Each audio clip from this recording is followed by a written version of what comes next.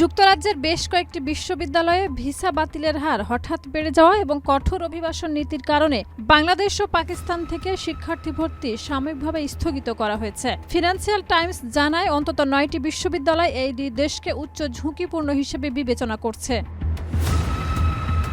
ব্রিটেনে শিক্ষার্থী ভিসাধারীদের মধ্যে আশ্রয় আবেদনের সংখ্যা বাড়ায় উপস্থিতি নিয়ে উদ্বেগ তৈরি হয়েছে। সাবেক সীমান্ত নিরাপত্তা মন্ত্রী ডেম অ্যাঞ্জেলা ইগল সতর্ক করেছেন যে ভিসা ব্যবস্থাকে যুক্তরাজ্যে স্থায়ী হওয়ার গোপন পথ হিসেবে ব্যবহার করা গ্রহণযোগ্য নয়। চেস্টার ইউনিভার্সিটি পাকিস্তান থেকে 2026 সালের শরৎকাল পর্যন্ত ভর্তি স্থগিত করেছে। উলভারহ্যাম্পটন ইউনিভার্সিটি বাংলাদেশ ও পাকিস্তান থেকে স্নাতক পর্যায়ের আবেদন বন্ধ রেখেছে। ইস্ট লন্ডন, সান্ডারল্যান্ড, কভেন্ট্রি এবং অক্সফোর্ড ব্রুকস বিশ্ববিদ্যালয়েও একই ধরনের সীমাবদ্ধতা আরোপ করেছে।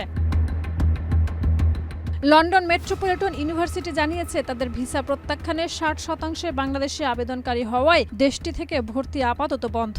বেসরকারি বিপিপি ইউনিভার্সিটিও ঝুঁকি কমাতে পাকিস্তান থেকে ভর্তি স্থগিত করেছে।